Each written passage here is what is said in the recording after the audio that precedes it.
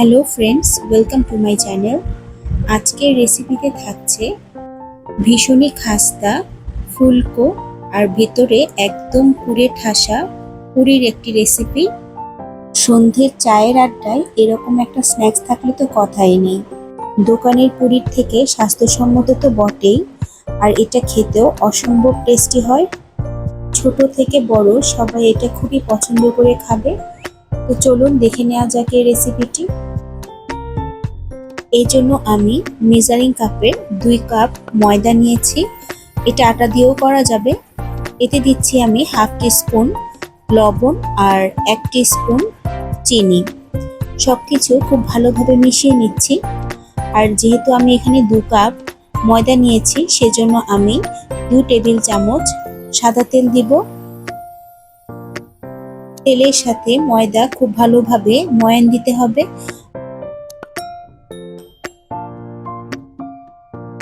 যখন ময়দাটা এরকম ঝুরঝুরে হয়ে আসবে, তখন অল্প অল্প করে আমি জল দিয়ে মেখে নিব। আর জলটা নর্মাল টেম্পারেচারে হবে। এভাবে অল্প অল্প জল দিয়ে আমি একটি মসৃণ ডো বানিয়ে নিব। ডোটা খুব বেশি নরম বা খুব বেশি শক্ত হবে না। প্রায় 8 থেকে 10 মিনিট আমি মাখার পর এরকম একটা মসৃণ ডো তৈরি হয়েছে। এখন এতে সামান্য পরিমাণ তেল দিয়ে আমি প্রায় 15 থেকে 20 মিনিট এটাকে রেস্টে রাখবো। এতে করে ময়দাটা ভালোভাবে সেট হয়ে যাবে। এখন পুরের জন্য আমি 4টা মাঝারি আকারের আলু আর একটা ডিম সেদ্ধ করে নিয়েছি। আলুটা সেদ্ধ করার সময় অবশ্যই খোসা সহ সেদ্ধ করবেন, আর গোটা আলুটাই সেদ্ধ করার চেষ্টা করবেন। মাঝখানে কেটে দিলে ভেতরে জল ঢুকে আলুটা অনেক বেশি ময়েস্ট হয়ে যায়। এভাবে আমি সবগুলো আলু খোসা ছাড়িয়ে নিলাম। এখন ডিমটাকেও খোসা ছাড়িয়ে নিব।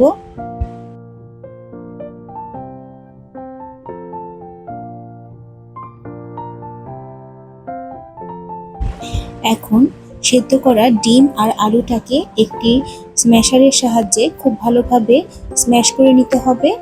যদি স্ম্যাশার না থাকে, হাত দিয়েও আপনারা চটকে নিতে পারেন, তবে খেয়াল রাখতে হবে যেন লাম্পস না থাকে। ভিডিওটি ভালো লাগলে অবশ্যই আমার চ্যানেলটিকে সাবস্ক্রাইব করে আমার পাশে থাকবেন, আর পাশে থাকা বেল বাটনটিকে অবশ্যই প্রেস করে দিবেন। লাইক, শেয়ার ও কমেন্টস করে আমার চ্যানেলটিকে সামনে এগিয়ে নিয়ে যেতে সাহায্য করবেন।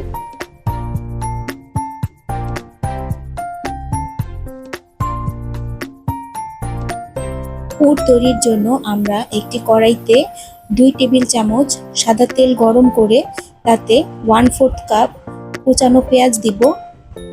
পেঁয়াজটা হালকা ভাজবো, বেশি খুব কড়া করে ভাজা যাবে না। এতে সামান্য পরিমাণ লবণ দিলাম। পেঁয়াজ কুচি হালকা ভাজা হলে এতে দিব কুচিয়ে রাখা কাঁচামরিচ। সামান্য একটু ভাজা হলেই আমরা এতে স্ম্যাশ করে রাখা আলু আর ডিমটা দিব।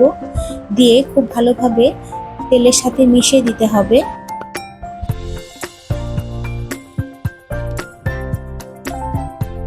এখন পুরের মধ্যে আমি কিছু মশলা যোগ করব।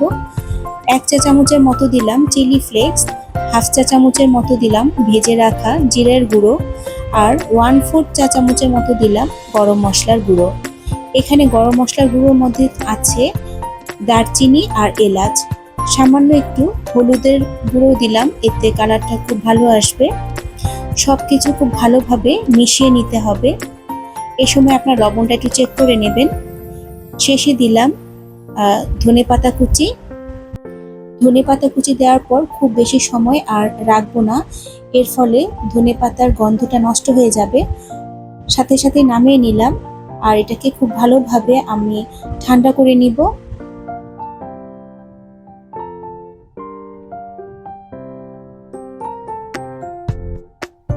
প্রায় 15 থেকে 20 মিনিট পর ময়দাটা খুব ভালোভাবে সেট হয়ে গেছে। আমি আবার একটু হাত দিয়ে কিছুটা মেখে নিচ্ছি। এখন এই ময়দা থেকে আমি লেচি কেটে নিব।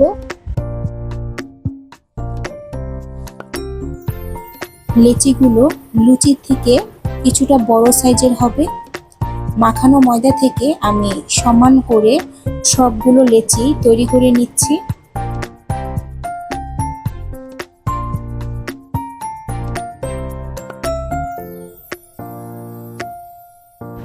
পুরটা সম্পূর্ণভাবে ঠান্ডা হয়ে গেছে।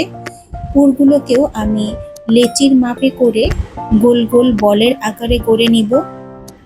পুর আমি এখানে একটু বেশি পরিমাণে দিচ্ছি, যাতে খাওয়ার সময় প্রত্যেকটা বাইটে পুরের যে টেস্ট সেটা পাওয়া যায়।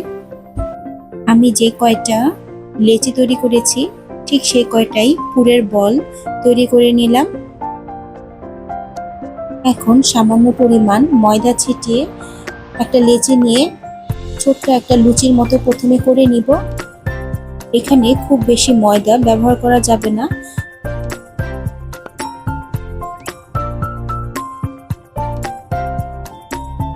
এরকম একটা লুচি করার পর এর মাঝখানে আমি পুরটা দিয়ে দিব। এরপর পুরটাকে ভালোভাবে স্প্রেড করে দিব আর ধারগুলোকে এভাবে মুড়ে আমি সিল করে দিব।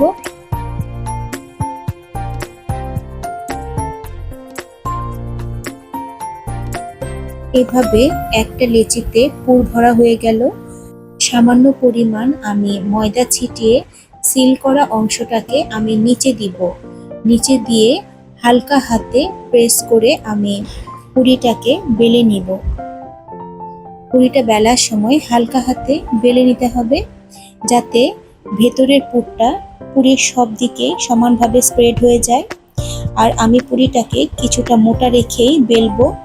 এই পুরুত্ব রেখেই আমি প্রত্যেকটা পুরি বানিয়ে নিব।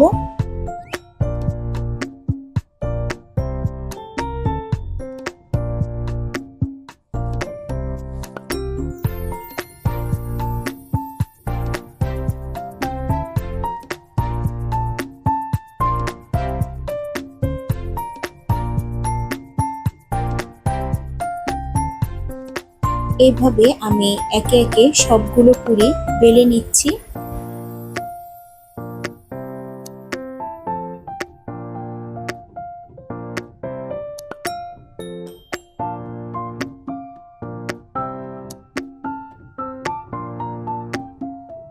পুরিগুলো বেলা হয়ে যাওয়ার পর আমি এক এক করে ভেজে নেব।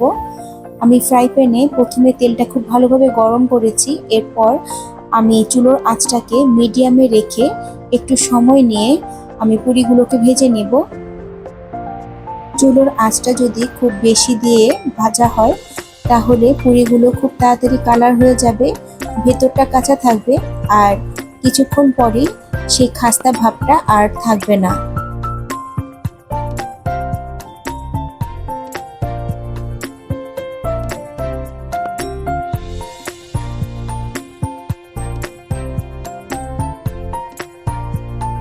প্রত্যেকটা ব্যাচের পুরি ভাজতে আমার 8 থেকে 10 মিনিট লেগেছে।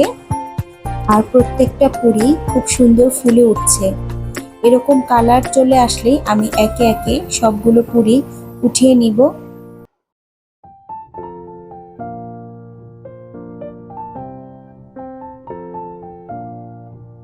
একইভাবে আমি বাকি পুরিগুলিও ভেজে উঠিয়ে নিব।